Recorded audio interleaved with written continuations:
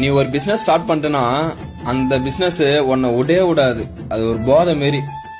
நீ விட்டு வேலைக்கு போலான்னு நினைச்சாலும் அது உன்னை விடவே விடாது. அது உனக்கான அடையாளத்து கொடுக்கும், ப்ராஃபிட் கொடுக்கும், எல்லாமே கொடுக்கும், லாஸும் கொடுக்கும்.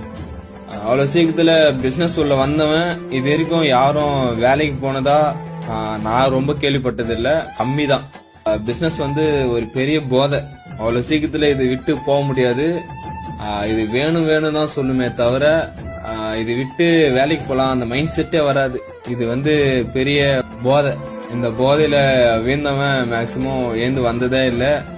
அவ்வளோ ப்ராஃபிட், அவ்வளோ லாஸ் ரெண்டுமே இருக்கு. அதை நீ கரெக்டா நீ ஹேண்டில் பண்ணிட்டனா நீ வந்து மிதக்கலாம் பிசினஸ் போதையில. நம்ம போதையில